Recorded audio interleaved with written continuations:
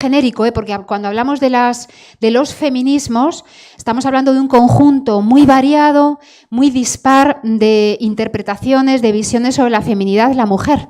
O sea, que el feminismo no existe, existen muchas visiones feministas desde ciertas claves sobre estos temas de la mujer, la feminidad, ¿vale?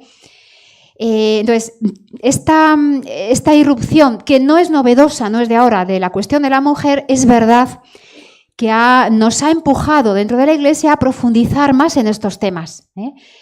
De hecho, Juan Pablo II fue muy atrevido, porque escribir todo un documento dedicado a la dignidad de la mujer, Mulieris Dignitatem, él elabora ese documento en diálogo con los documentos, o sea, en diálogo con la ONU, que era desde hacía décadas el organismo que a nivel mundial estaba impulsando la implantación de la ideología de género y la visión feminista de la mujer y de la feminidad a nivel mundial. Y Juan Pablo II se da cuenta de ello y todos los documentos que hablan sobre la mujer, no solamente la Mulieris Dignitatem, la Carta a las Mujeres, que es bellísima, o sea, si hay un documento que os recomiendo leer, buscarlo en internet, Carta a las Mujeres de Juan Pablo II. Un documento muy bonito de leer en donde él acaba diciendo: te doy gracias, mujer, por ser mujer. Te doy gracias, mujer, por ser madre. O sea, el Papa, en nombre de toda la Iglesia. Es una oración de acción de gracias bellísima. Bueno, no solamente estos documentos, sino cientos, y son cientos de verdad, ángelus, homilías, discursos que él tuvo a lo largo de su pontificado, siempre en diálogo con la ONU. ¿Por qué? Porque vio que en todas estas visiones feministas de la mujer, de la feminidad, hay un reto. No solamente es verdad que hay que reivindicar a nivel laboral, social, pues una cierta igualdad, pero la identidad de la mujer no está solo en lo laboral o solo en lo social o en lo funcional, ¿no? Entonces, es verdad que todas estas visiones modernas nos están lanzando un reto muy grande. ¿Qué significa la mujer en el plan de Dios? ¿Qué significa ser varón y ser mujer en el plan de Dios? Volvemos un poquito al tema anterior. Pero Juan Pablo II se da cuenta del potencial que hay en estas visiones modernas y lanza esos continuos documentos reflexiona sobre la identidad de la mujer. ¿Qué significa ser mujer? ¿Qué significa la maternidad? ¿Qué significa la feminidad a la luz del plan de Dios? ¿Vale? Y él responde, dialoga con estas antropologías feministas, pero desde la visión bíblica. Por tanto, hay que reconocer un reto, una parte de verdad en todas estas antropologías. Por principio, no rechazamos el diálogo. Por principio, nos sentamos a dialogar sabiendo que hablamos lenguajes distintos. ¿Vale? Por tanto, hay que dar las gracias, en cierto modo, a estos feminismos porque nos están estimulando a reflexionar sobre algo que no es que lo inventemos ahora porque las feministas están ahí, es que pertenece al depósito de nuestra fe. Lo que voy a decir a continuación no es una opinión de Juan Pablo II, es que está en la revelación, es que lo cuenta el Génesis. Entonces hay que sacarlo a la luz porque desde ahí respondemos a este tema de suma actualidad, que es la cuestión de la mujer. Bueno, ya he avanzado un poquito que ahora mismo hay muchísimas maneras de entender la feminidad, la mujer. Me voy a detener solamente en algunas claves, ¿no? La primera o la forma más común de entender la feminidad es masculinizar la mujer. Es decir, hablar de igualdad de la mujer, derechos de la mujer, igualdad de la mujer frente al varón, pero igualdad en sentido no solamente laboral o social, sino en sentido identitario. La mujer, para ser mujer, tiene que igualarse al varón. Es decir, si los directores de las grandes multinacionales son varones, también la mujer tiene que, es decir, diluir la identidad de lo femenino en lo masculino, con lo cual ni lo masculino es masculino ni lo femenino es femenino. Al final, ni uno ni otro saben muy bien lo que somos. Porque, mirad, hay un ejemplo muy claro de Julián Marías, un gran filósofo español, que yo siempre utilizo para explicar esto. ¿Qué significa ser varón y ser mujer? Dice Julián Marías, todos tenemos dos manos. Si tuviéramos solo una mano, la mano no sería ni derecha ni izquierda, sería la mano. Puesto que tenemos dos manos, esta, desde mi punto de vista, esta es la mano derecha, se dice mano derecha en relación a la izquierda. Y la izquierda se dice izquierda en relación a la derecha.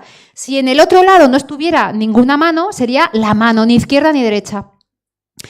El ser humano sería la mano, el ser humano no sería ni varón ni mujer. ¿Qué significa ser varón? Serlo en relación, en referencia a lo otro distinto, que es ser mujer. Si lo otro distinto no está ahí, yo no sé quién soy. Soy la mano, el ser humano, hombre. Por tanto, masculinizar la mujer conlleva una pérdida de identidad del varón. Por ahí no es el camino. O sea, el camino no es anular la diferencia, sino desarrollar la diferencia y entender la diferencia. ¿Qué significa ser varón y ser mujer? Otra forma es la autonomía, ¿vale? No solamente me diluyo, sino que también me opongo a. Para ser mujer no necesito de nadie. Del varón, mucho menos. Es más, es todo lo contrario. El varón me impide a mí realizarme como mujer porque entiendo que realizarme como mujer significa ser directora de, no ser madre porque los hijos me impiden. Es que ser mujer, ser madre es algo más que desempeñar roles, profesiones o tareas laborales, sociales, políticas o lo que sea. Es mucho más que eso. Por tanto, oposición frente a lo masculino. Nosotros hablamos de comunión, masculinizar lo femenino, nosotros hablamos de unidad en la diferencia. Y atención, porque una cultura dice mucho de sí misma según la valoración que hace de la maternidad. Esto lo dijo literal Juan Pablo II. Y hoy la maternidad está penalizada. Está deformada, está mal vista a nivel laboral, económico, social, familiar, a todos los niveles. Y a nivel personal. Yo tengo correos de algunas alumnas que me impresionan muchísimo, los tengo guardados. Mira, estoy casada, mi matrimonio funciona fenomenal, nos queremos muchísimo, mis hijos son guapísimos, económicamente no tenemos problema, pero no encuentro sentido a mi maternidad. ¿Cómo es posible que teniendo todo eso no tengas lo más bello y lo más grande que es qué significa ser madre? ¿Cómo es posible que no hayas llegado a eso? Con esos hijos tan guapos, son guapísimos, yo los conozco, ya son mayores. Bueno, una cultura, una sociedad que disuelve, niega, infravalora la maternidad, dice mucho de sí misma. Eso dijo Juan Pablo II. Bueno, no os asustéis porque si la charla de antes ha sido muy rica, ahora va a ser más, ¿vale? O sea que, no. Voy a hablar de la mujer parafraseando o comentando textos, dejando hablar a los textos de Juan Pablo II, porque me parecen textos muy claros y simplemente voy a comentarlos, ampliando alguna idea y fundamentándolas. Voy a decir 2 ideas, 3, pero hay muchísimo más que decir. O sea, voy a decir lo mínimo y además, recuerdo, me voy a situar en una perspectiva teológica. No moral, ni psicología, no, desde la teología. Es decir, voy a situarme en la mente de Dios. ¿Qué tenía Dios en la cabeza cuando crea un ser humano, varón y mujer? ¿Qué tenía Dios en la cabeza cuando crea a la mujer? Cuando la construye, veíamos antes, ¿no? Bueno, en primer lugar, la relación entre el amor y la mujer. Dice Juan Pablo II en este número 29 de Mulieris Dignitatem, significa la dignidad de la mujer, el documento, ¿no? Mulieris Dignitatem. Comienza diciendo, el orden del amor pertenece a la vida íntima de Dios, a la vida trinitaria. Es decir, si el amor existe, es porque existe Dios. Todas las formas de amor que existen en el mundo proceden de su origen, que es el amor trinitario, el amor del Padre hacia el Hijo, el amor del Hijo hacia el Padre, el amor del Padre y del Hijo en el Espíritu Santo. ¿Cuál es el problema? Que a ti y a mí la Trinidad no nos ayuda a llegar a fin de mes, no nos resuelve la fiebre del niño, no me evita los atascos, por lo menos en Madrid, aquí ya veo que no tenéis atascos, que es una gozada pasear y... Entonces la Trinidad en el día a día pues no me resuelve problemas, ¿no? Entonces la Trinidad queda tan lejos que termino creyendo que el amor lo invento yo, lo decidimos nosotros. Y sin embargo, si el amor existe, si nos amamos, es porque Dios existe. Dios, que es amor, nos ha entregado el amor. Pero el amor propiamente es Dios. Como el hombre ha sido creado a imagen de Dios, el hombre puede amar. Sigue diciendo el Papa, en la vida íntima de Dios, el Espíritu Santo, otro gran desconocido, es la hipóstasis personal del amor. Es decir, en la Trinidad, el amor del Padre se llama Espíritu Santo. El amor del Hijo se llama Espíritu Santo. Y dice San Pablo, ese amor se ha derramado en nuestros corazones por el Espíritu Santo que se nos ha dado. Es decir, si tú y yo nos amamos, es porque el Espíritu Santo en nosotros, por el bautismo, nos hace capaces de amar. Si Dios no existiera, si no hubiéramos recibido el Espíritu Santo por el bautismo, por los sacramentos, no podríamos amar. Existiría solo el no amor, que se llama odio. Por tanto, el amor se dice de una manera especial del Espíritu Santo. Atención, porque el Espíritu Santo tampoco nos ayuda a llegar a fin de mes, ni nos resuelve problemas, pero me vais a permitir que diga algo sobre el Espíritu Santo en la Trinidad. Esto no es elevado porque el centro de nuestra fe es de la Trinidad. ¿Qué significa el amor del Espíritu Santo en la Trinidad? Dos ideas.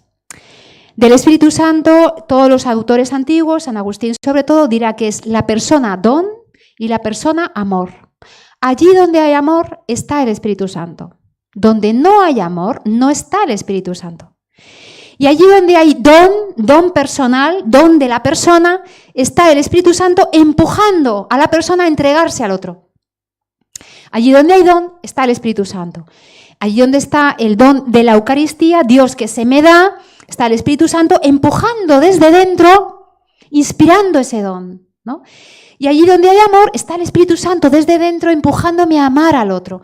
Mira, el otro es un quisqui, tiene estos defectos, tal, pero voy a amarle. En el matrimonio, mira, el otro es así, tal, es un quisqui o es tiene unos estados de ánimo, pero por encima de todo le amo. Mi madre es mayor, está enferma, tal, pero es mi madre, la amo. Ese es mi madre, ese la amo, eso es lo inspira el Espíritu Santo. Por tanto, es la persona don y es la persona amor. Se llama en la Trinidad el amor de paternidad, el amor de filiación y el amor de expiración. De Espíritu Santo, expiración. Son términos simbólicos. Expirar significa soplar, soplo, viento, toda esa familia semántica tiene que ver con el espíritu, el hálito, el soplo. En el Génesis, cuando Dios sopla sobre el barro de Adán, está enviando la vida divina, que se llama Espíritu Santo. El Espíritu Santo está tocando la carne del hombre. Atención, porque ¿qué hace el Espíritu Santo en la Trinidad? El Espíritu Santo es aquel que recibe. Lo propio del Espíritu Santo es acoger, solo recibe, acoge. ¿Acoge el qué? El amor del Padre y el amor del Hijo. Y el Espíritu Santo acoge, es el seno del Padre y del Hijo, es el nosotros del Padre y del Hijo. Cuando el Padre ama al Hijo, lo ama en el Espíritu Santo. Y cuando el Hijo ama al Padre, lo ama en el Espíritu Santo. Es el amor del Padre y del Hijo, es el nosotros, es el amor del Padre, se llama Espíritu Santo. Bueno, lo propio del Espíritu Santo es ser el amor que acoge al otro. Esto es lo propio del Espíritu Santo. Sigue diciendo el Papa, mediante el Espíritu, don increado, el amor se convierte en un don para las personas. Este amor que hemos llamado Espíritu Santo, con el cual el Padre ama, se entrega, se da al Hijo, y el Hijo ama y se entrega al Padre, es el que tú y yo hemos recibido por la gracia del bautismo. Con ese amor nos podemos amar. El mismo amor de Dios. Esto es grandioso. O sea, el amor tú lo has recibido como un don. Tú puedes amar al otro más o menos porque el Espíritu Santo en ti te hace entregarte al otro, amar al otro. Por encima de sus defectos, manías, limitaciones, forma de ser, pero tú le amas. Puedes amarle. Puedes amarle con el mismo amor con que Dios se ama a sí mismo. Esto es grandioso. Este es el origen del amor. El amor de Dios, dice San Pablo, este amor de Dios que se llama Espíritu Santo ha sido derramado en nuestros corazones. Este es el don del amor que hemos recibido de Dios simplemente por el hecho de ser creados, ¿no? Y por los sacramentos. Y sigue adelante el Papa y dice, la mujer, dice más cosas, pero dice, en este horizonte del amor, ¿qué pinta la mujer? ¿Qué relación hay entre el Espíritu Santo y la mujer? Entre el amor de Dios y la mujer. Habla también de la relación entre el varón y el Espíritu Santo, el amor, pero voy a centrarme en este tema. Dice él, la mujer es aquella en quien el orden del amor, este orden del amor de la Trinidad, el amor del Padre, el amor del Hijo que se llama Espíritu Santo, este orden del amor encuentra en la mujer un terreno para su primera raíz. Es decir, el amor de Dios trinitario entra en el orden humano, en el orden personal, en el orden de lo creado, de una manera especial a través de la mujer, a través de la maternidad. Es decir, el amor entra en el mundo por la maternidad. Esa primera raíz, ese origen, ¿por dónde entra? ¿Cuál es la ventana, la puerta? ¿Por dónde entra el amor trinitario de Dios en el orden de las personas? La maternidad. Esto lo desarrolla Juan Pablo II. Es una pena que no puedo ahondar más, pero ¿por qué dice esto? Porque lo veíamos antes. El primer hogar del hombre es el seno de la mujer. Toda criatura que viene a la existencia viene en el seno de una mujer. Es tremendo, que ese seno de la mujer se haya convertido hoy en el lugar más violento y más inseguro para el hombre. El aborto tiene mucho de ir frontalmente contra Dios. Es un crimen. Sí, hay que decirlo así. Y va frontalmente contra Dios. No solamente contra la dignidad de la mujer, no solamente contra la dignidad personal del hijo, sino contra la grandeza y la generosidad, la gratuidad de Dios. Porque el seno de la mujer no está llamado, la maternidad, no está llamada a ser la raíz del odio, de la violencia, de la muerte, sino todo lo contrario. El amor entra en el mundo a través de la maternidad. Esto lo desarrolla bellísimamente Juan Pablo II en ese documento, ¿no? Simplemente lo enuncio. ¿Qué relación hay entre la mujer y la vida? Y aquí volvemos al Génesis otra vez. Os recuerdo, simplemente porque ya lo hemos desarrollado antes, que la mujer precisamente en el orden de la vida, en el orden de la transmisión de la vida, no es dueña de la vida. La mujer recibe del varón la vida. La mujer hace fecundo al varón, lo convierte en esposo y padre. Por tanto, el varón para crecer en el camino de su masculinidad necesita de la mujer. Porque la mujer es el que le hace fecundo, el que le hace esposo y el que le hace padre. La mujer necesita del varón, porque sin el varón la mujer no es fecunda.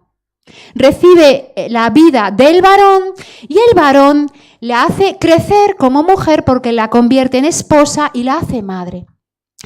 Y el hijo transforma, hace padre al padre y hace madre a la madre. Porque aunque los dos se entreguen la vida, si el hijo no llega a nacer, no llegamos a ser padre y a ser madre. Atención, porque la vida procede en último término siempre y solo de Dios.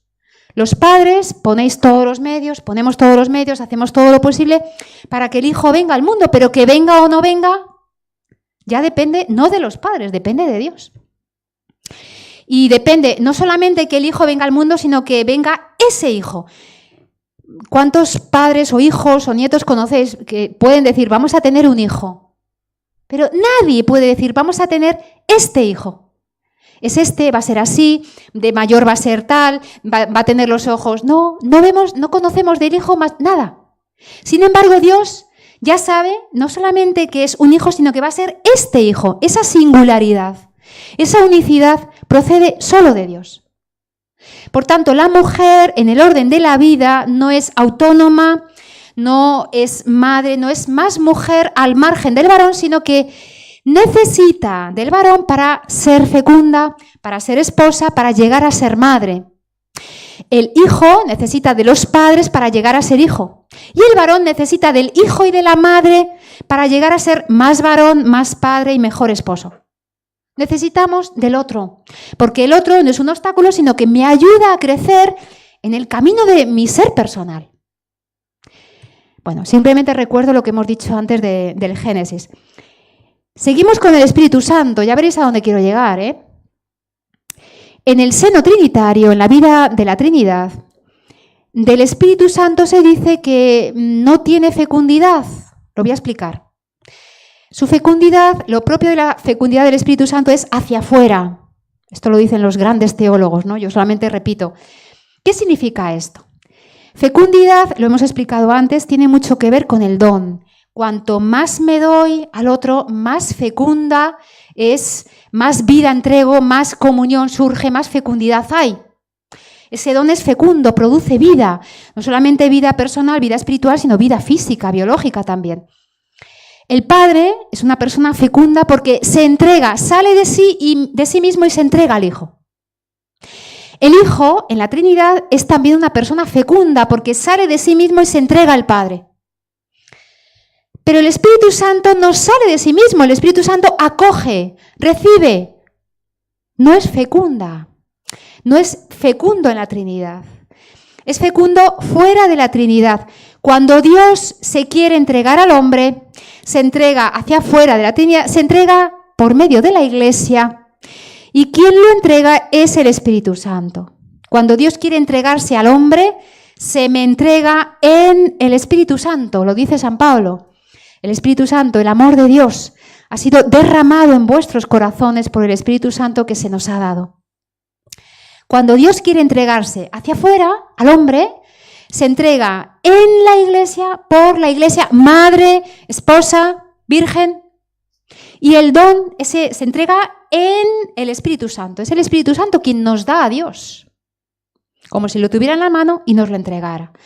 Por tanto, la fecundidad propia de Dios hacia afuera se llama Espíritu Santo. La vida de Dios fuera de la Trinidad solo siempre la recibimos en el Espíritu Santo. Y al Espíritu Santo lo recibimos en los sacramentos. Atención, porque hay un paralelismo bellísimo entre el Espíritu Santo y la mujer. En el orden de la vida, en Dios, lo propio del Espíritu Santo es hacer fecundo al Padre. Cuando el Padre se entrega al Hijo, se entrega en el Espíritu Santo. El Espíritu Santo es el que hace Padre al Padre. Porque el Espíritu Santo es el que mueve al Padre a entregarse al Hijo. Si el Espíritu Santo no estuviera ahí, el Padre no sería Padre y el Hijo no sería Hijo. Por tanto, quien hace fecundo al Padre es el Espíritu Santo. Es propio del Espíritu Santo acoger, recibir la vida divina del Padre y del Hijo, de los dos. De los dos, del Padre y del Hijo. El Espíritu Santo, hemos dicho, acoge, recibe el don del Padre y del Hijo. Y es propio del Espíritu Santo entregar hacia afuera, fuera de Dios, a través de la Iglesia, esa vida de Dios, la vida del Padre y la vida del Hijo. Aquí está clarísimo, ¿sí? Pues si habéis entendido esto, habéis entendido muy bien en qué consiste la relación entre la mujer y el Espíritu Santo. Es propio de la mujer hacer fecundo al varón, igual que el Espíritu Santo hace fecundo al Padre. La mujer hace padre al varón, igual que el Espíritu Santo hace padre al Padre. La mujer, en el orden de la transmisión de la vida, acoge, recibe la vida de los dos, del varón y del Hijo. De la misma manera que el Espíritu Santo en la Trinidad acoge, recibe la vida de los dos, del Padre y del Hijo. Lo propio de la mujer es acoger. La mujer recibe la vida de Dios, recibe la vida del varón y recibe al Hijo, porque la mujer no sabe si el Hijo vendrá, si no vendrá, cómo lo recibe, lo acoge. Esa es la maternidad. Y eso es lo que hace el Espíritu Santo en la Trinidad, acoge la vida de los dos. Y es propio de la maternidad entregar hacia afuera de la mujer. Eso es parir, entregar un hijo, una vida nueva al mundo. Hacia afuera de la mujer, hacia afuera de los dos, del varón, de la mujer, fuera del nosotros conyugal, la mujer entrega hacia afuera, como el Espíritu Santo. Entrega la vida recibida, la vida que ha recibido del varón y la vida que ha recibido del hijo. Por tanto, hay una cercanía especial que no está en el varón, que no es propia ni definitoria del varón, que es específica de la mujer. Hay una cercanía especial entre la mujer, la maternidad y el modo en que el Espíritu Santo entrega la vida de Dios. Esto no nos hace inferiores ni superiores, nos hace distintos en el orden de la vida. Atención, porque después Juan Pablo II dirá, por esto, por la maternidad, la mujer tiene una vocación, una llamada, una tarea específica que no tiene el varón. Esto lo voy a desarrollar ahora, pero Juan Pablo II insiste muchísimo en esta idea y se fundamenta sobre esto.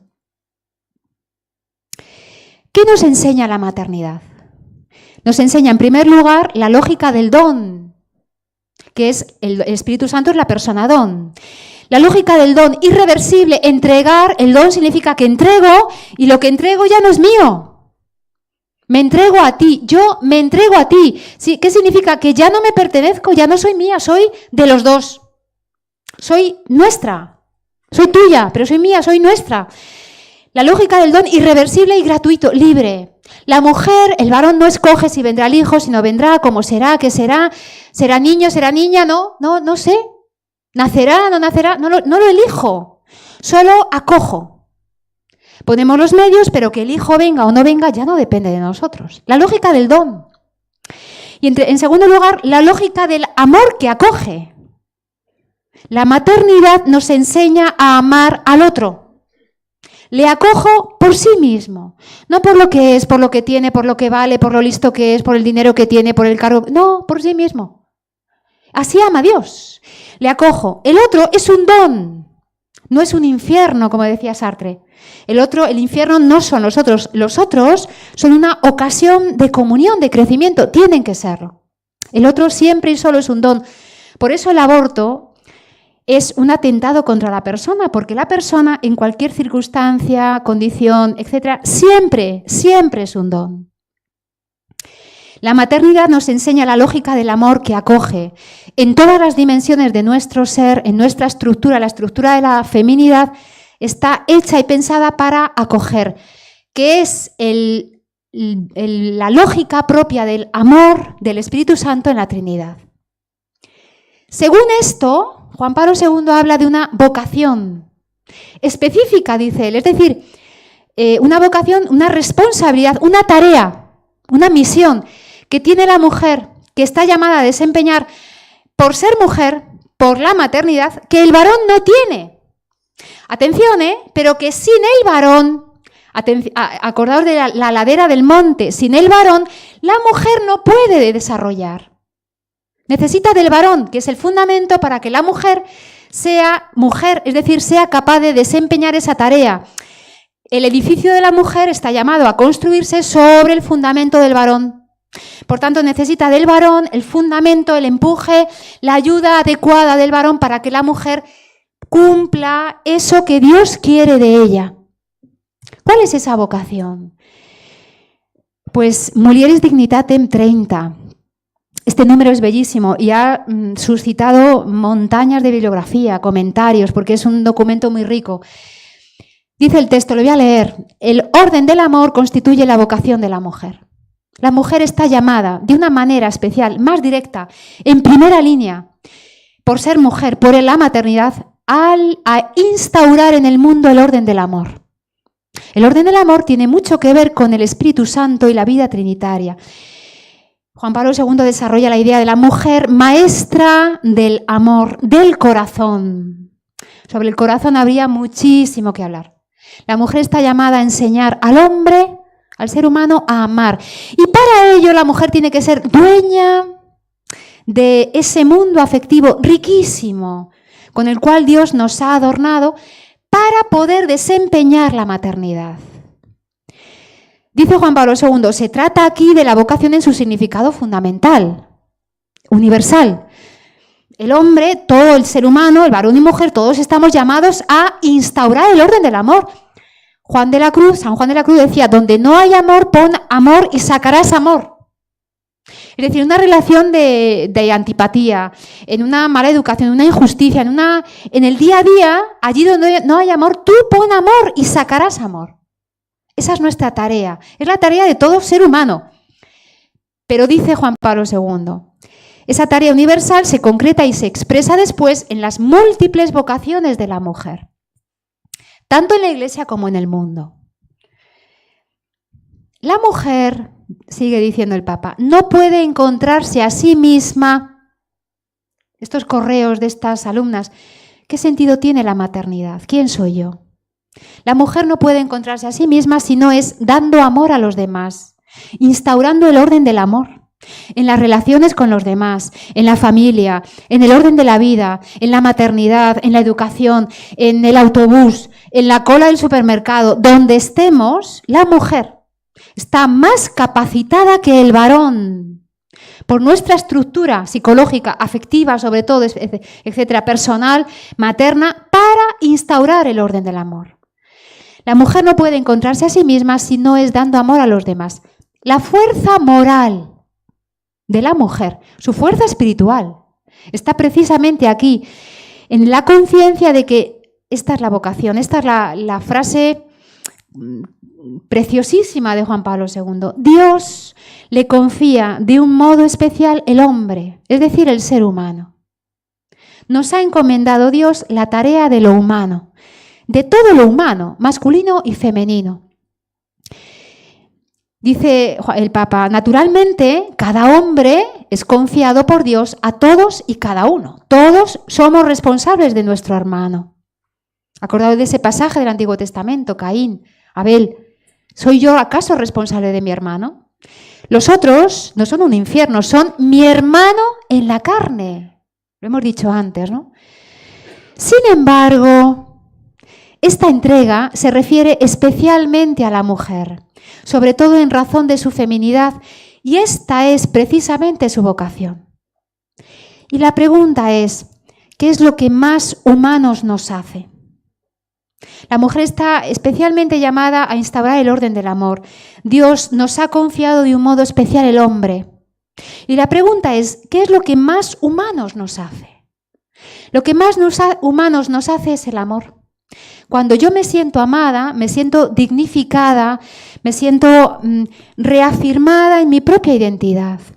Cuando me siento utilizada, reducida a un objeto de placer sexual, a algo que yo sirvo, algo que a mí me sirve para mis intereses, para crear audiencia, para conseguir dinero, para vender un coche, me siento reducida a lo infrahumano. Lo que más humanos nos hace es el amor. Contra la violencia, ama. Contra la injusticia, ama. Contra el egoísmo, ama. Y donde no hay amor, pon amor y sacarás amor. Esta es la vocación de la mujer, especialmente preparada, dispuesta por Dios para esta tarea fundamental que es humanizar lo humano. ¿Cómo? Instaurando el orden del amor. Pero no un amor que yo decido según mi medida, según mis estados de ánimos. No, es un amor que es a imagen de Dios. Y para ello contamos con el Espíritu Santo. Luego al final, me lo recordáis, os contaré una anécdota que yo aprendí de un profesor mío en Roma de Sacramentos que me impactó muchísimo. Y después la he experimentado y la ratifico, ¿no?, sobre el Espíritu Santo, pero os la cuento al final, ¿vale? Para que así os creo más intriga. Sí, acabo la exposición y luego os la cuento, me lo recordáis. Bueno, sobre este horizonte, la relación entre la mujer, el orden del amor, la mujer, el orden de la vida, la mujer, la relación del Espíritu Santo y la mujer, hay una idea que yo cuando la descubrí en Juan Pablo II me sobrecogió. Y la busqué, o sea, no puede ser que esto sea cierto. Busqué, rastreé por todos los documentos de Juan Pablo II, encontré varios sitios, discursos, alguna homilía, en donde lo dice de diversas maneras, pero insiste muchísimo en esta idea. No es una idea que dice y se le olvidó, no. Es algo que él tenía ahí, que lo dice en varios lugares, que pasa desapercibido y sin embargo es fundamental. Es la relación entre la mujer y la serpiente del Génesis. La serpiente en las religiones antiguas era una personificación, una imagen, o sea, era un animal que representaba en todo el mundo religioso antiguo, en las religiones mesopotámicas, cananeas, egipcias, etc. La serpiente siempre encarnaba el mal. En el Génesis, la particularidad es que esa serpiente no encarna el mal en abstracto, sino que encarna el maligno. Es un animal que habla, dialoga, piensa, es un animal que en cierto modo está personificado, entendiendo bien esa expresión. No es un mal abstracto y genérico, sino que es un alguien. El diablo, el demonio. ¿Qué relación hay entre la mujer y la serpiente? El demonio. Hoy, como nadie habla del demonio, pero es que es verdad de fe, yo lo hablo porque es una de las verdades, más claramente definidas en la Escritura, en el Antiguo Testamento y en el Nuevo, mucho más que la divinidad de Cristo. ¿Qué relación hay entre la mujer, a la luz de todo esto que venimos diciendo, y el misterio de la serpiente, del maligno? Dice Juan Pablo II, en el paradigma bíblico de la mujer se encuadra desde el inicio, desde el Génesis hasta el final, el Apocalipsis, la lucha contra el mal y contra el maligno. O sea, si hay algo que nos ha copiado el Señor de los Anillos es que efectivamente en el trasfondo de la historia, en la recámara, en los vestuarios, se está librando una batalla cruel, grandiosa, entre Dios y el maligno. Los dos contrincantes no somos tú y yo, sino que es Dios y la serpiente. Están en lucha. Dios no, la lucha es entre la serpiente contra Dios. Y el campo de batalla es el hombre, tú y yo. No el hombre en abstracto, tú y yo. Y esta lucha es lo que se nos ha revelado en la Sagrada Escritura. Esta lucha comienza en Génesis 3, Génesis 3:15, después lo explicaré. La lucha entre la serpiente y la mujer. La lucha entre la serpiente y Dios comienza en el Génesis y acabará. Tiene los minutos contados. Acabará cuando veamos volver la segunda venida de Cristo. Tú y yo creemos en la resurrección de la carne. Lo decimos cada vez que rezamos el credo.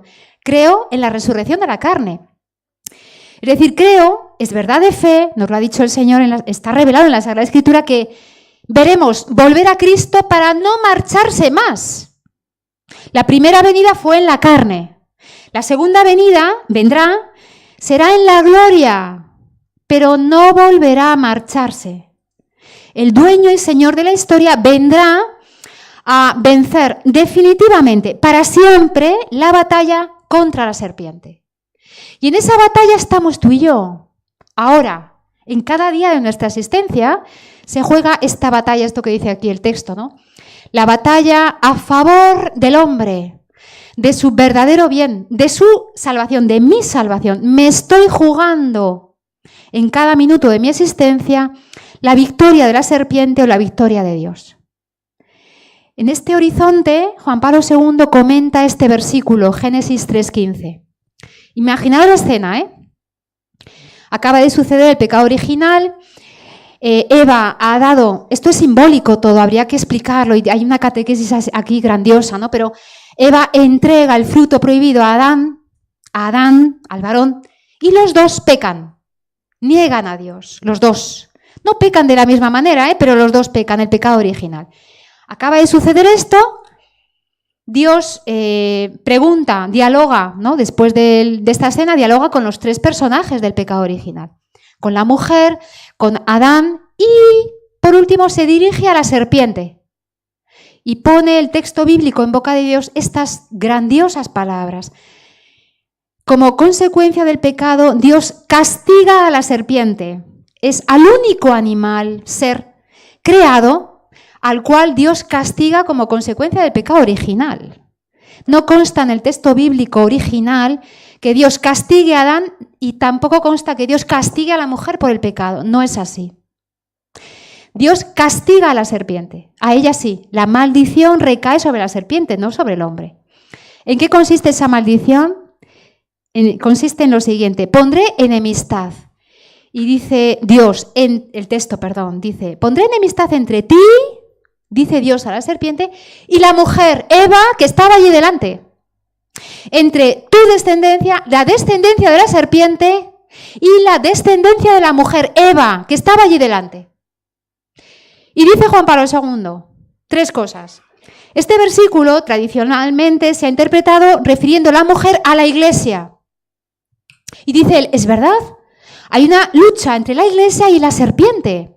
La iglesia madre que entrega la vida de Dios al hombre y la serpiente que incita a rechazar esa vida de Dios. Me invita al pecado. Dice Juan Pablo II, otra interpretación es que esta mujer del Génesis se refiere a la Virgen María. Claro, a que tenemos todos la imagen de la Inmaculada pisando, ¿no?, la cabeza de la serpiente. Y es verdad porque, dice San Pablo, así como por el pecado del hombre en el principio entró la muerte en el mundo, así también por María nos ha venido la vida al mundo. Y dice Juan Pablo II, sí, pero hay otra interpretación igual que no se ha desarrollado en la tradición que él recupera y dice, estas palabras de Dios se refieren a toda mujer, a la mujer de todas las culturas, épocas históricas, a la mujer por ser mujer. Hay una enemistad, una lucha tremenda entre la serpiente y toda mujer. Tú y yo, mujeres que estamos aquí. Se está librando la batalla entre Dios y la serpiente, la batalla por ganar el corazón humano de cada hombre a través de la mujer y de la maternidad. Esto lo dice Juan Pablo II. La mujer, precisamente por su maternidad, ha sido asociada por Dios en primera línea de batalla sobre el fundamento del varón para luchar, para aplastar la cabeza de la serpiente. ¿Cómo? Instaurando el orden del amor. Y en esto consiste la verdadera vocación de la mujer.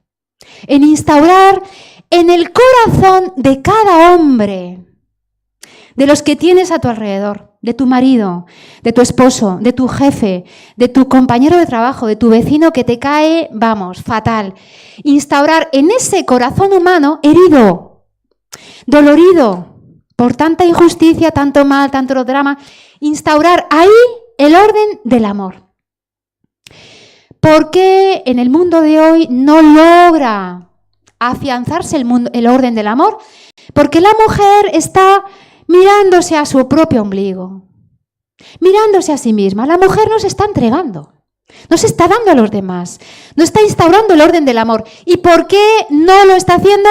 Porque el varón no está haciendo de fundamento. La mujer sola no puede realizar esta vocación.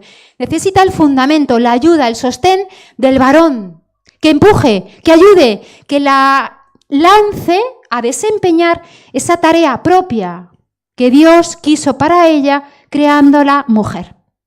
Instaurar el orden del amor no en abstracto, sino en todos y cada uno de los seres humanos que Dios nos ha encomendado. Por eso la maternidad no es algo biológico, es universal. Todos los hombres son mis hijos.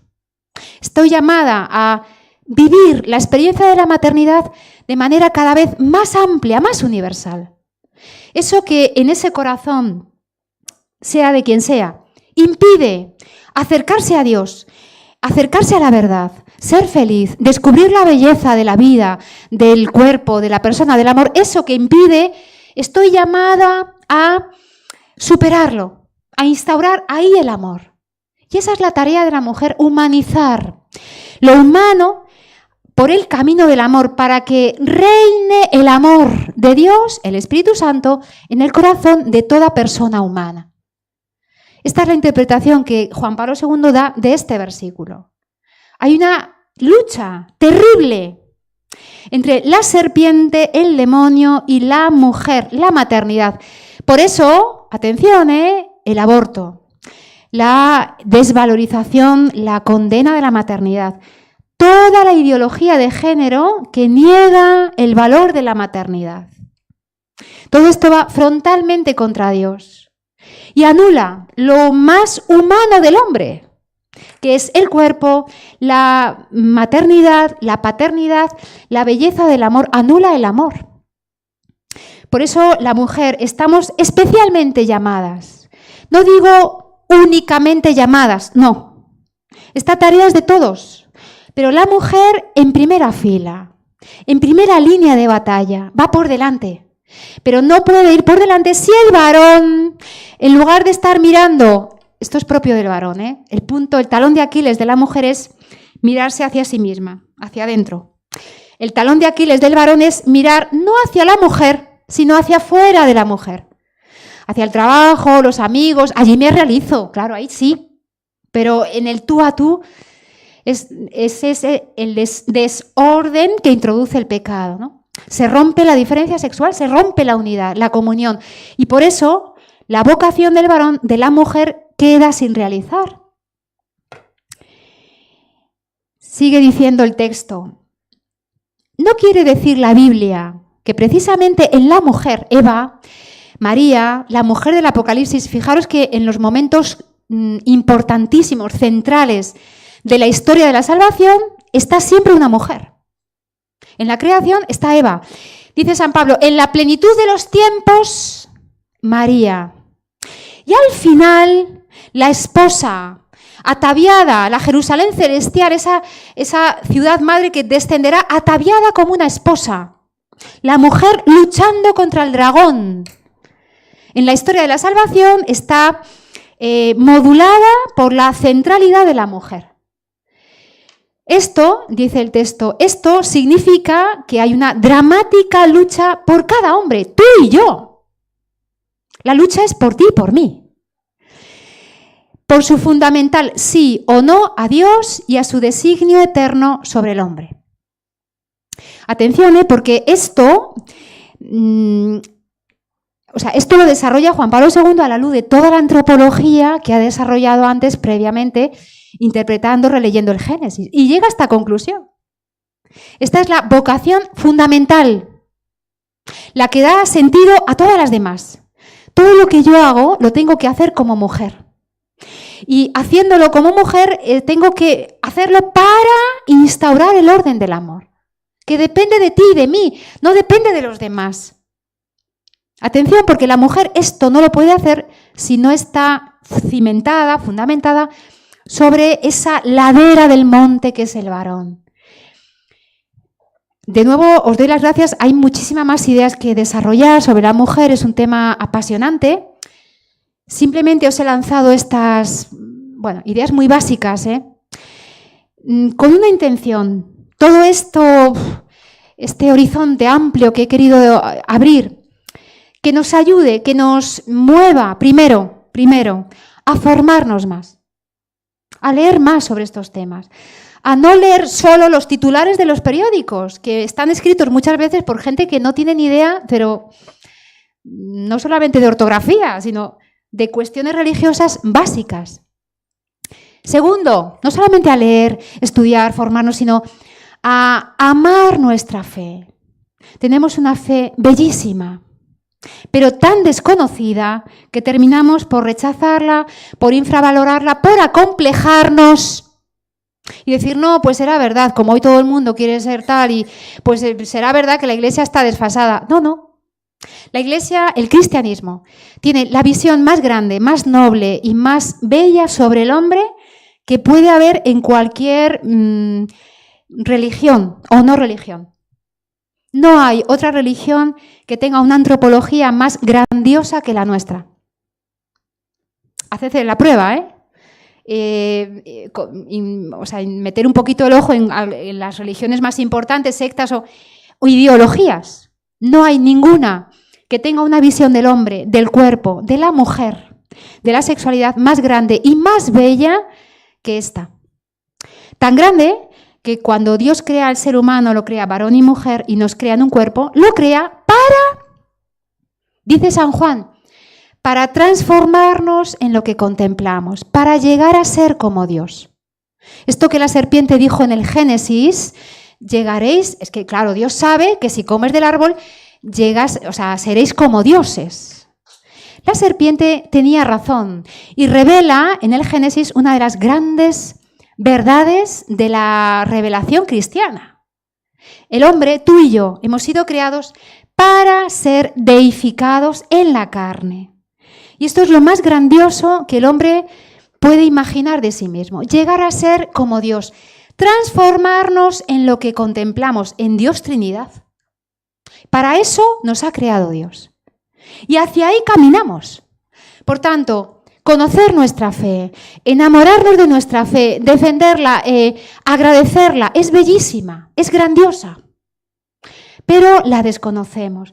Por eso os animo de verdad muchísimo a leer, a informaros, a estudiar, a profundizar en nuestra fe. Es un talento que tenemos que desarrollar. Yo con esto me paro porque quería dar un poquito más de espacio al diálogo y a los temas que habéis planteado. No sin antes, acabo con la anécdota que os he prometido y un poco de publicidad sobre este libro que he traído que habéis visto ahí. Ahora os recuerdo, esto como conclusión, el profesor que tuve de Sacramentos de Liturgia, con el que después hice la tesis de doctorado con él, en clase nos contó lo siguiente un día.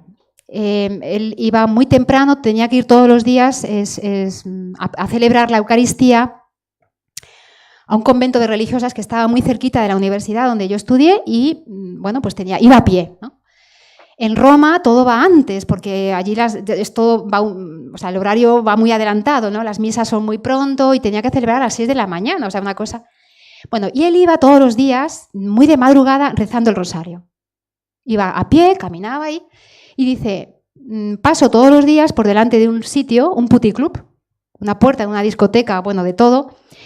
Dice, yo pues veía tiradas, ¿no? A los chicos, a las chicas, borrachas, tal... Dice, y yo iba rezando a mi rosario y se me partía el corazón cada vez que veía eso. Y entonces, cada vez que pasaba por ahí con su rosario en la mano, decía, ven Espíritu Santo, sobre esta chica, sobre este chico, sobre este lugar de pecado, sobre ese corazón que está ahí tirado, borracho, drogado, no sé quién es, pero ven Espíritu Santo. Pasaba por delante, le insultaban, se metían con tal, y él con su rosario seguía. Al día siguiente volvía a pasar con su rosario y él invocaba, ven Espíritu Santo, sobre esta chica, este lugar, sobre estas personas, ven Espíritu Santo. Pasaba y continuaba con su rosario. Y así todos los días se metían con él, insultaban, tal. Y él con su rosario continuaba rezando. Y un día pasó y ese sitio estaba cerrado. Y él siguió invocando, ven Espíritu Santo, sobre todas las personas que han pasado por aquí. Ven Espíritu Santo y santifica, repara todos estos pecados que se han cometido en este lugar tan infame. Y bueno, hacía su oración, ¿no? Ven Espíritu Santo. Y al día siguiente volvió a pasar y estaba cerrado. Y él continuaba invocando al Espíritu Santo. Y en clase ese día contó esto y dijo, y hoy he vuelto a pasar y ese lugar sigue cerrado. Todo esto nos lo contaba para decir, cuando tengáis un problema, una situación, una persona que sufre, que no sabéis cómo afrontar, una conversación delicada, que invocad al Espíritu Santo. No sé dónde está mi hijo, ven Espíritu Santo sobre él. ¿Cómo hablar este tema porque sé que se va a enfadar en el matrimonio, en el trabajo? Ven Espíritu Santo. Invocad al Espíritu Santo sobre esa persona, esa enfermedad, esa situación, ese problema, sobre vuestro corazón necesitado. Ven Espíritu Santo. A mí aquello se me quedó grabado y yo he hecho esa experiencia y os puedo decir que me funciona y me ha funcionado en situaciones muy extremas y muy delicadas, de matrimonios, de conversaciones delicadas, un consejo, un acompañamiento y no sabes y lo rezas y invocas al Espíritu Santo porque no ves claro y os puedo decir que el Espíritu Santo es Señor y dador de vida. Y es verdad que el Espíritu Santo es el gran aliado de la mujer para instaurar el orden del amor. Yo he visto y he seguido acompañado a matrimonios que se han recuperado uno al otro, se han pedido perdón, en situaciones muy extremas con el papel de separación encima de la mesa. Gracias al Espíritu Santo. Y una tarea de acompañamiento personal muy difícil, muy delicada, muy paciente, horas y han crecido en el amor. Y ahora están acompañando a otros matrimonios y están ayudando a otros, están siendo fecundos. Por tanto, invoquemos el amor del Espíritu Santo, del Padre y del Hijo, ese amor que se nos ha dado para entregarlo. Seamos fecundos, ¿no? Esta era la anécdota, más que anécdota. Y brevemente, es que me falta tiempo, yo necesito un mes aquí para... Bueno, os he traído un librito que engaña, es finito, pero engaña, ¿eh? O sea, que se llama Semántica del cuerpo y de la diferencia sexual. Cuando yo voy hablando de estos temas por ahí, mucha gente, claro, dice, yo es que este tema es que me desborda, algunos me lo habéis comentado en el descanso, ¿no? Es que es un tema tan amplio y... ¿Por dónde empiezo? ¿No? ¿Por dónde empiezo a entrar en este tema? Porque es un tema, no es fácil, es muy complejo. Cuando hablas de una cosa, esto es como en el ordenador, abres una ventana y de ese tema te vas a 20 más, o sea, es un tema riquísimo. ¿Por dónde empiezo? ¿No? Pues hay dos maneras de empezar. La primera no os la recomiendo, pero os la voy a contar, y es cogeros las catequesis de Juan Pablo II, desde el año septiembre del año 79 en adelante. Están publicadas en un volumen, todas recogidas, y comenzar a leer las catequesis para decirlo, saber y leer de primera mano lo que Juan Pablo II dijo sobre este tema. Las catequesis son difíciles de abordar, teológica y filosóficamente son muy densas, porque Juan Pablo II era una cabeza, o sea, era un grandísimo intelectual. Son difíciles de abordar, ¿vale? Por tanto, es una manera de entrar en este tema, pero no os la recomiendo, ¿vale? A no ser que hagáis un curso conmigo y entonces sí, ¿vale? Pero hace falta alguien que os introduzca en ese tema y despacito. Bueno, es un tema difícil, pero no es imposible, o sea, es muy, muy interesante, ¿no? Entonces, para esas situaciones, pensando en muchos alumnos que me decían tal, pues escribí esto, ¿no? Fruto de, bueno, pues mis reflexiones personales y... El librito este responde a una pregunta. ¿Qué significa el cuerpo? El cuerpo tiene muchos significados, ¿no? Algunos los he aludido aquí brevemente. El significado eucarístico, el significado esponsal, el significado filial, el significado temporal, significado virginal. La virginidad es un significado del cuerpo. El significado humano, bueno, muchísimos significados, ¿no? Entonces, esa respuesta, este significado, el otro, pues es lo que he intentado recoger aquí. Es un libro muy, muy divulgativo, muy de introducción al tema, ¿vale? ¿Por qué los traigo? Siempre vengo cargada con ellos, porque no se venden en librerías. Ninguno de mis libros se vende en librerías, ninguno, no los vais a encontrar. Porque toda la venta de estos libros es benéfica, va destinada a ayudar a familias. Entonces, hacéis un doble bien si lo leéis. Primero, profundizáis, ¿no?, en un tema. Y segundo, estáis ayudando de manera muy concreta a familias, matrimonios con dificultades y es benéfica totalmente. Bueno, esta es una lectura, pero hay muchísimas cosas que podéis leer. Hay muchos libros en las librerías y, desde luego, que profundizan en este tema, teología del cuerpo, llamados al amor. Hay muchos libros muy, muy sencillos de abordar, ¿no? Otro muy recomendable, la mitad de grueso que este, muy finito, que se encuentra, es muy asequible en cualquier librería, se llama Saber amar con el cuerpo. Ese libro yo le he regalado, no sé cuántas veces, a matrimonios que han cumplido sus 50 años, a novios, a jóvenes de confirmación, porque explica de una manera muy sencilla, muy delicada, muy bella, qué significa el cuerpo. Apenas habla de Dios y es una aproximación al tema también muy sencillita y muy, muy bonita de leer. Yo me lo bebí en media hora porque es que es bellísimo el libro. Hay muchísimo. Hay que profundizar y hay que conocer nuestra fe. Y yo os invito a ello, ¿vale? No hace falta que os hayáis quedado con todo lo que he dicho esta mañana porque seríais más que Dios, pero sí salid con el deseo y el gusto de profundizar en nuestra fe, que es bellísima. Y con esto ya me callo sí o sí, ¿vale? Para dar paso un poquito al diálogo y a los temas que habéis planteado, ¿eh? Bueno, de las preguntas que me habéis planteado, Sobre algunas me voy a detener un poquito más, en otras no, porque algunas no son preguntas, son temas, son cursos y seminarios que habéis planteado. Sobre el tema de la homosexualidad, que es uno de los grandes temas de ahora, no es el único, ¿no? Pero la disforia de género, todas estas cuestiones, la teología del cuerpo tiene una palabra que decir, pero no es la única dimensión desde la cual abordar estos temas. De hecho, son situaciones muy complejas. Hay que tener en cuenta la visión de las ciencias humanas, la visión de la educación, de la psicología, de la trayectoria biológica concreta, personal, familiar de esa persona concreta. Pero sin duda la teología está llamada también a iluminar desde arriba. La función de la teología es iluminar desde arriba la labor, la tarea de las demás ciencias, incluida la filosofía, está situada en otra perspectiva.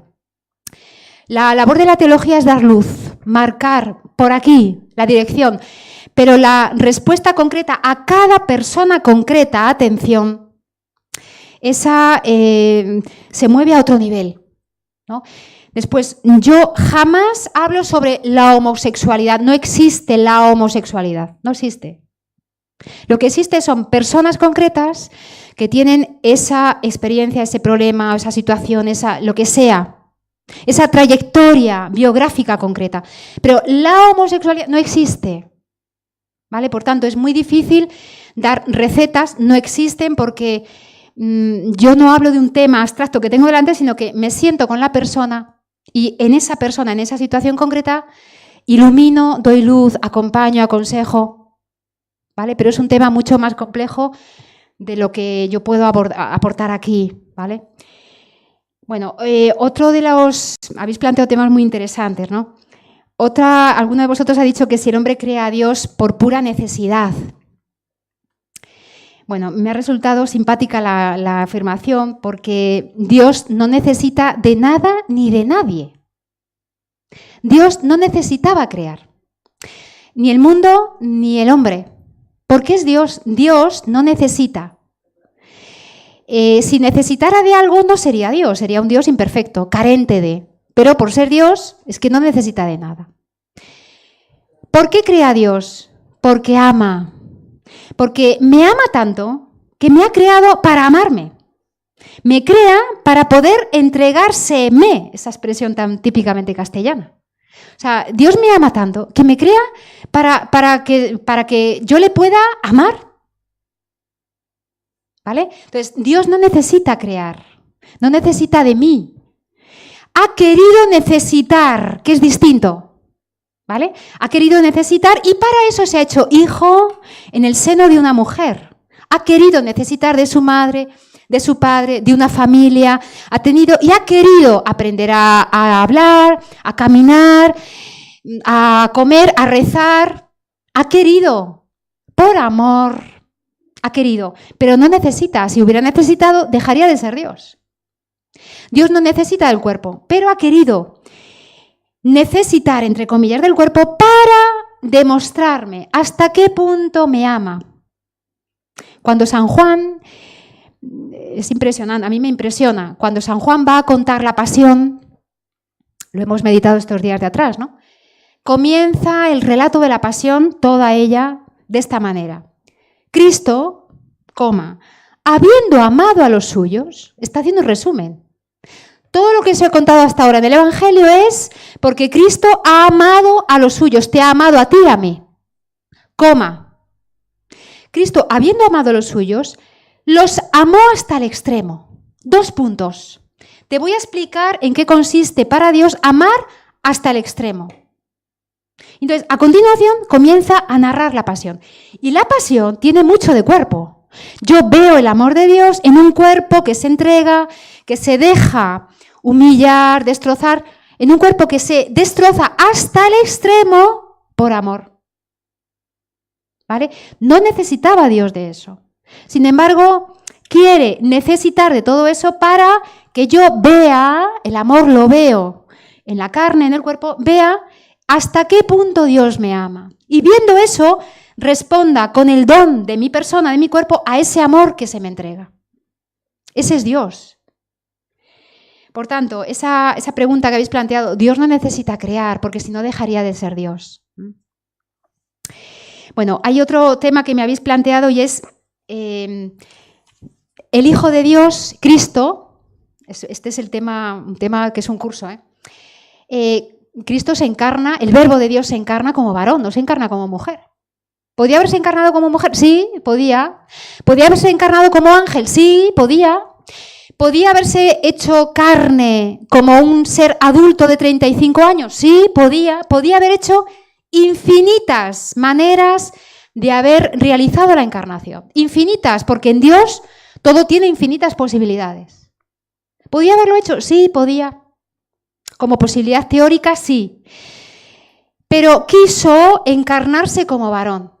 Y en esto nos está diciendo mucho. Yo en clase, cuando explico sacramentos o cuando hablo de este tema, siempre les digo lo siguiente a los seminaristas. ¿Cómo sé yo lo que Dios quiere en el Evangelio? ¿Cómo se ve la voluntad de Cristo? La voluntad de Cristo se ve, primero, por lo que Él dice. Amaos unos a otros como yo os he amado. Eso es un mandato, esa es la voluntad. Cristo quiere que nos amemos unos a otros. ¿Vale? O id y bautizad. ¿Vale? La voluntad está clarísima. Cuando Cristo se acerca al ciego de Jericó o hace un poquito de barro para curar esa ceguera, está diciéndome que Dios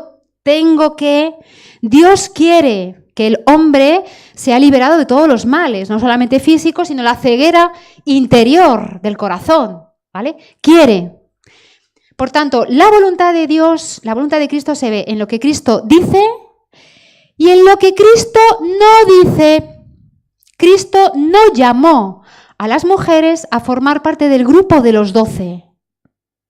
Esto es un tratado de eclesiología. Ese grupo de los 12 no es el grupo de los discípulos, ¿vale? Es el grupo de los 12. Es una institución, ¿vale? Ahí hay todo un esquema detrás. O sea, los judíos, los 12 apóstoles, o sea, los 12 judíos que formaban ese grupo, sabían muy bien qué significaba formar parte de ese grupo selecto, elegido por el maestro.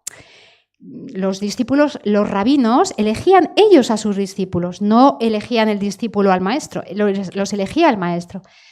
Sabían muy bien qué significaba formar parte del grupo de los 12. ¿Podía haber llamado a las mujeres? Sí.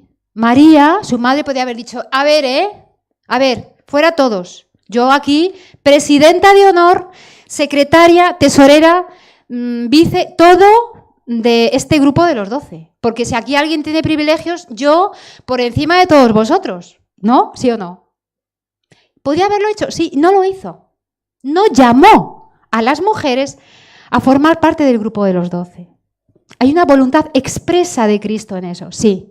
Es decir, que la mujer no sea sujeto adecuado de ese sacramento del orden, eso está expresamente querido en esa voluntad de Cristo, en lo que no hizo. La voluntad de Cristo se ve en lo que Cristo dijo, en lo que no dijo, en lo que hizo y en lo que no hizo. Cristo, el Verbo, se podía haber encarnado como mujer, no lo hizo. Quiso encarnarse como varón. ¿Por qué? Porque en el significado esponsal de la masculinidad, Cristo nos quiso revelar cómo es el amor esponsal de Dios, Yahvé, hacia el pueblo de Israel, hacia el hombre, hacia la humanidad. Cuando el Verbo se encarna como varón, nos está revelando no solamente el amor de Dios, sino que Dios se me da como se da el esposo a la esposa. Se me está revelando como el esposo. Y el esposo se entrega a la esposa. Lo hemos visto en el orden de la vida, lo propio del varón es entregarse saliendo de sí mismo y entrando en el otro. Ese es el modo masculino de darse, salir de mí para entrar en ti. Ese es el acto conyugal. La mujer no se entrega así, se entrega acogiendo, recibiendo el don del varón. Eso es lo propio del don masculino y femenino. Cuando el Verbo se encarna como varón, nos está revelando en el modo propio del esposo de entregarse a la esposa, nos está revelando el amor de Dios. Dios sale de sí mismo, del seno de la Trinidad, para entrar en la esposa, tú y yo, la Iglesia, la humanidad. Se entrega como se entrega el esposo. Y la humanidad, el hombre, tú y yo, la Iglesia, estamos llamados a responder, a acoger. Como acoge la esposa, a acoger, a recibir el don de Dios. Atención, Por eso, en la Eucaristía, cuando el varón, el ministro en la Eucaristía es un varón, porque representa sacramentalmente en su masculinidad el don del esposo. Cuando el varón, el sacerdote, toma en sus manos el cuerpo de Cristo, cuerpo que expresa a la persona, está diciendo, tomad a vosotros, a la asamblea, al pueblo de Dios, a la iglesia, a la esposa. Le está diciendo, tomad y comed, todos, varones y mujeres, de este cuerpo, de él. Porque esto que veis aquí, dice el ministro, esto es mi cuerpo. Lo está diciendo en nombre de in persona Christi, es Cristo mismo, en la persona del presbítero, quien está diciendo, esto que veis aquí es mi cuerpo, que se entrega hacia vosotros, la esposa. Estas palabras puestas en boca de una mujer son mentira, porque la mujer no se entrega saliendo de sí mismo y entrando en. La mujer acoge. Es lo propio del don de la feminidad. La mujer no se entrega saliendo de sí y entrando en el otro. La mujer se entrega acogiendo el don del esposo. Esas palabras de la Eucaristía en boca de una mujer son falsas. La mujer no se entrega así. Por eso el cuerpo me dice, porque el esposo es el único ministro de la Eucaristía. Y el esposo es el que me hace a mí esposa. Me está diciendo, acoge el don de Dios que se expresa en este cuerpo, acógelo como lo acoge la esposa. El Verbo quiso encarnarse como esposo, no como varón, como esposo. Y esto, el argumento, repito que es un tema que hay que estudiar más, hay que profundizar y estamos en ello, pero en la teología del cuerpo responde muy bien a este por qué el ministro de la Eucaristía tiene que ser un esposo. Porque esas palabras en boca de una mujer son falsas. Yo no me entrego así. En el acto conyugal, la mujer no se entrega saliendo de sí y entrando en el varón. La mujer se entrega acogiendo. Por eso, nosotros vamos después a comulgar. Comemos, es decir, hacemos que el don de Dios entre. ¿Cómo? En un cuerpo. Bueno, aquí habría muchísimo más que contar. El tiempo se va acabando, pero... Bueno, los nombres de la Trinidad, porque estamos no estoy dando otra charla, aunque lo parezca. En la Trinidad se habla de Dios Padre, Dios Hijo, Dios Espíritu Santo. Y es verdad que esos términos son bíblicos. Se nos ha revelado que Dios es Padre porque Cristo habla al Padre. No es que estos nombres sean masculinos, no. Dios no es ni masculino ni femenino, es erróneo aplicar la categoría masculino y femenino a Dios, porque es que Dios, es otra cosa. Es como si yo a las naranjas las llamara zapatos. ¿Vale? O sea, aplicar esas categorías que son propiamente humanas, ese lenguaje humano, a Dios es incorrecto. Por principio es erróneo. Pero nosotros tenemos la limitación de nuestro lenguaje, o sea, para referirnos a Dios, que es una realidad que nos supera, no tenemos otras herramientas que nuestro propio lenguaje, que es muy limitado. Por tanto, cuando hablamos de Padre, Hijo, Espíritu Santo, Espíritu, todo esto es el lenguaje. Técnicamente se dice así, lenguaje que utilizamos en forma de analogía. Entre el Padre, la paternidad humana y la paternidad en Dios hay aspectos semejantes y aspectos distintos, no semejantes. ¿Vale? Pues, ¿qué te podría decir? Dios es como un padre, pero Dios no es. ¿Vale? O sea, nosotros referimos nuestro lenguaje humano de manera analógica, como si fuera metafórico, aunque real. Esto hay que aclararlo siempre desde el principio, ¿no? Entre Dios y lo humano hay aspectos comunes, aspectos diferentes, desemejantes. De alguna manera tenemos que referirnos a Dios. pero siempre sabiendo que nuestro lenguaje es incompleto, es inadecuado, no es erróneo, pero es inadecuado. Dios no es que sea padre, no es ni padre ni madre, es que es Dios. Por tanto, utilizar ese lenguaje para referirnos a Dios con pinzas. Dios no es masculino ni femenino, no. Dios no es ni padre ni madre, es como... Mira cómo ama una madre, qué tierna es, así te ama Dios. Esto lo utilizan los profetas en el Antiguo Testamento, hablan así. Pero Dios no es madre, es Dios, es que no es ni madre ni padre, es Dios. Y Cristo, cuando hace oración, ora como ora cualquiera de nosotros. Entonces, cuando yo me dirijo a Dios, pues me dirijo como me dirijo a mi Padre, papá. ¿No? Pues así hablo con Dios. Y a la Virgen María le digo, mamá, mi madre, ¿no? Y a Cristo, pues como si fuera mi hermano, como si. Es decir, utilizamos nuestro lenguaje para hablar con Dios, porque no tenemos otra herramienta. Pero sabiendo que Dios es mucho más que todo eso, es Dios, es que es Dios. ¿Vale? Por tanto, los nombres hay que utilizarlos toda esta terminología con matices, ¿no? Y con pinzas. Dios no es varón ni mujer, no es masculino ni femenino, no es padre ni madre, sino que es mucho más que todo eso.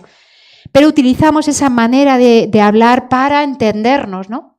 Salvando siempre lo inadecuado de nuestro lenguaje para referirnos al misterio de Dios que sobrepasa todo esto.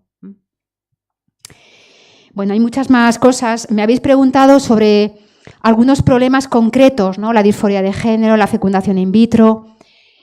Para todos estos temas, que es obvio que yo no voy a desarrollar aquí, primero porque no es mi ámbito concreto y son temas muy complejos, necesitaríamos más tiempo. Yo reenvío no existen estos temas en abstracto, existe esta persona concreta que tiene esta situación, este dolor, la situación concreta, y es ahí en lo concreto donde hay que tratar y razonar estos temas que habéis planteado. ¿Vale? No existe la homosexualidad, no existe la disforia, no existe esta persona concreta que hay que acompañar para que redescubra el significado de su cuerpo. ¿Vale? Y eso hay que hacerlo desde la psicología, desde la pedagogía, desde la moral, desde la teología, desde la amistad, desde muchos ámbitos. ¿Vale? Pero, por favor, salvando siempre la persona. ¿No? Existe la persona, no existe el hombre. El hombre no existe, existe esta persona concreta que es masculina y es femenina, pero el hombre no existe. Bueno, no es que esté echando balones fuera, es que habéis planteado temas que son... Bueno, alguno habéis planteado si esta antropología que nosotros hemos esbozado de lejos, pero lejanísimo, aquí, si es igual a otras religiones, a otras... No. ¿Vale? Esta visión del hombre, del cuerpo, del amor, de la sexualidad, es propia de nuestra fe. Forma parte de nuestra revelación. Se nos ha revelado en la Sagrada Escritura. Revelado significa que tú y yo, por nuestras propias fuerzas, ni siquiera la filosofía sería capaz de llegar a conocer todo esto sobre el hombre. Dios nos lo ha revelado, me lo ha contado. Y yo me lo puedo creer o no, aquí está cada uno su libertad. Pero esto es propio de nuestra fe. Esto es nuestra revelación. Y esto está en el Génesis. Salvo que se diga lo contrario, que no se va a decir jamás, tanto el Génesis como todo el Antiguo Testamento forma parte de la Sagrada Escritura. Y yo creo en el Génesis, son textos inspirados por Dios, contienen la revelación cristiana. Y esto no lo digo yo. Cristo en el Nuevo Testamento lo dice. ¿Os acordáis del pasaje de Maús? ¿Sí o no? Dos que andan allí diciendo, vámonos de aquí, yo no quiero problemas, mira lo que ha pasado, el maestro lo han crucificado, nos están buscando, vámonos de aquí, quita. Salen huyendo, pero corriendo. No esperan, aunque sea de noche, vámonos. Y van a una aldea que sería quizá una parada y fonda para continuar lo más lejos posible, quita, todo esto ha sido una pesadilla, vámonos, desaparezcamos, no sea que terminemos así en la cruz como Él. Y, bellísimo el pasaje, ¿eh? Cristo se les hace el encontradizo. Y al principio no lo reconocen, ¿dónde vais? Se hace el tonto, ¿no? Se hace el longuis. Pues mira, vamos a Emaús, tal, y pues ¿y eso? ¿Y por qué? Ah, pero eres tú el único que no se ha enterado de todo lo que ha pasado. Ah, pues no, ¿qué ha pasado? Entonces, ¿qué hace Cristo? Se pone a sus pies, les deja que desahoguen el corazón, que suelten, ¿no? Todas las inquietudes, la inseguridad, el miedo, desahogan el corazón. Cristo va, en primer lugar, al corazón de la persona. Y cuando han vaciado toda la inseguridad, el miedo, tal, Cristo entra. Y entonces dice el texto, bellísimo, a lo largo del camino les fue explicando todo lo que en la ley y los profetas se refería a él. Todo lo que se refería a él en la ley y los profetas. Esa expresión, la ley y los profetas, era una expresión judía que decía, en todo el Antiguo Testamento, Cristo les va explicando a lo largo del camino todo lo que en el Antiguo Testamento, desde el Génesis hasta el último libro, se refería a él. Todo el Antiguo Testamento está hablando de Cristo. Todo el Antiguo Testamento, desde Génesis 1:1 hasta el último versículo, está hablando de Cristo, del Nuevo Testamento. No podemos entender el Nuevo Testamento sin el Antiguo y el Génesis. Por tanto, el Génesis no es un mito, es un libro histórico. No me da tiempo a desarrollar esto, pero forma parte es un libro inspirado, contiene la revelación. Todo el Antiguo Testamento contiene la revelación, anuncia el Nuevo Testamento. Por tanto, toda la Sagrada Escritura habla de Cristo. No podemos partir, esto sí, esto no. En toda la Sagrada Escritura está contenida la revelación. No hay un versículo, Génesis 1:1, Bereshit bara, en el principio creó Dios. Esa expresión, esas tres palabras, no se entienden sin el Nuevo Testamento y sin el Apocalipsis. Por tanto, nosotros tenemos que leer, saborear, venerar, besar toda la Sagrada Escritura. Porque está inspirada, contiene la revelación, también el Génesis. Otra cosa es que no lo hayan explicado mal o que no lo sepamos, no lo conozcamos, pero eso ya es otro problema. Pero que es un libro inspirado, sí, que es palabra de Dios viva. Dice San Pablo, que atraviesa el corazón como una espada, sí. Bueno, y con esto me callo porque yo no he agotado la batería, yo podría seguir porque el tema me apasiona, pero creo que vosotros ya habéis llegado al límite de las virtudes heroicas, ya, de paciencia y de... No sé si hay medio minuto por si alguien se atreve a decir algo o no. No os he dejado tiempo para el diálogo. Sí.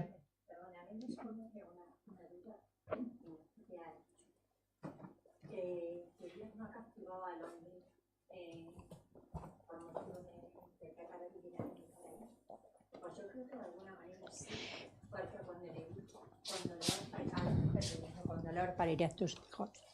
Coge el micrófono. Coge el micrófono. Ay, perdona, ahora estaba sí, viendo. Sí, gracias. No me daba cuenta. Cuando le dice, con dolor parirás tus hijos y tanto serán tus esfuerzos como sean tus partos, y al hombre le dijo, con trabajo la tierra te producirá. Sí. De alguna manera también hemos tenido ese castigo. O sea, nosotros interpretamos, digo, porque nos lo han explicado así, pero Dios no... O sea, esto hay que interpretarlo dentro de todo el Génesis. Entonces, brevemente, Dios no castiga al hombre. Dios le está explicando las consecuencias de lo que acaba de hacer. Cuando yo le digo a un niño de 2 años, no metas el dedo en el enchufe, porque si metes el dedo en el enchufe, te vas a quedar ahí seco, te va a pasar esto, tal. Bueno, entonces, aún así, el niño va y mete el dedo en el enchufe. O sea, eso, lo que le ha pasado es que yo le he castigado, ¿no? Dios le está diciendo, si comes de ese árbol te va a pasar esto, morirás. Todo eso lo dice en esa palabra. Por eso el Génesis hay que explicarlo. Entonces, como has comido del árbol, ahora te va a pasar esto y esto. Es decir, a partir de ahora seguirás viviendo tu corporeidad tal, en esta situación. Dios le está enseñando al hombre a ser hombre. Esto se ve muy bien también en la terminología hebrea, en los originales hebreos, en los términos hebreos están muy claros estos matices. Al único que maldice es al animal, a la serpiente. Maldice. Yo te maldigo. Ese término hebreo, que tiene mucho que ver con el término serpiente, bueno, ese término hebreo solo lo utiliza el texto para dirigirse a la serpiente. Por tanto, forma parte de la pedagogía de Dios. El detalle de la túnica, Dios no les expulsa del paraíso sin la túnica de piel. Eso es un detalle de una misericordia de Dios impresionante. Pero es que el Génesis hay que conocerlo bien. Y habla, o sea, revela la misericordia de Dios, pero vamos, es espectacular lo que dice. Pero no es un castigo, al único que maldice es a la serpiente. Sí, hay más cosas aquí, nada. Dos cosas. Breves. Breves. Vale. Entendemos que verdaderamente quien le falló a Dios fue la mujer. No. Esa es una. Sí. Y luego quiero decir, usted que ha estudiado tantísimo al Papa Juan Pablo, a Karol Wojtyla, en todas estas catequesis que ha hecho, la Iglesia teniendo tantos años, ¿no ha habido otros papas que hayan profundizado en la figura de la mujer? No. ¿En este sentido? No. O sea, es una novedad de Juan Pablo II. O sea, también es verdad que Juan Pablo II dialoga mucho con los signos de los tiempos. No solamente con el tema de la mujer, sino con la cuestión laboral. O sea, hay muchos temas en los que él entra. Pero sobre el tema de la mujer hay que reconocerle a Juan Pablo II que es... Y sobre el tema del cuerpo. Son las dos grandes novedades que irrumpen con su pontificado. También un poco espoleado por todo el reto de los feminismos, toda la revolución del 68, pensad que a él le pilló de lleno, ¿no? Es verdad que los temas se introducen, pero un poco de lado con Pablo VI, la Humanae Vitae, que fue quien realmente padeció la revolución del 68 y todas las consecuencias. Pero Juan Pablo II, que tiene mucho que ver con la Humanae Vitae, pues él elabora, o sea, abre estos dos temas, una investigación sobre estos dos temas que no se ha dado nunca jamás en la historia del magisterio y ninguno de los papas. O sea, y no solamente en los temas, sino en el modo novedoso de hablar de estos temas. Es una novedad, pero absoluta y radical. Es más, la Mulieris Dignitatem, cuando salió en su momento, escandalizó a muchos. Claro, es que este papa polaco... Y cuando Juan Pablo II inició la primera catequesis y anunció, voy a hablar de Adán y Eva, llevaba escasamente meses en el pontificado. Y la primera catequesis de ese miércoles 5 de septiembre del año 79 salió en el Observatorio Romano en una esquina, como diciendo, bueno, es que este papa es polaco, como si no hubiera problemas más importantes de los que hablar y se pone a hablar de Adán y Eva. Estamos aquí con la Humanae Vitae y el aborto y la contracepción y tal, y se pone a hablar de Adán y Eva. O sea, pasaron... No se apreciaron. Y ahora, dice algún biógrafo, es una bomba de relojería. Está comenzando a explotar. Juan Pablo II fue profeta. Se adelantó. Y eso significa que a través de él Dios nos ha dejado estos dos grandes dones. Que es una antropología bellísima. Yo no os he contado nada. O sea, no salgáis de aquí diciendo que... O sea, no os he contado nada. Es una escabechina lo que he hecho, porque el tema es muy, muy amplio y da para mucho. Pero que realmente ahí Dios, a través de él, nos iluminó el camino, sin duda. Y él lo recibió pues para entregarlo a la Iglesia Universal, y fue lo que hizo en las catequesis, ¿no? Yo os invito a que releáis los documentos, o sea, la palabra de Juan Pablo II. Yo cada vez que lo releo y releo, me ilumina pero con una fuerza espectacular. Más. Bueno. Yo creo que por el bien general es la hora.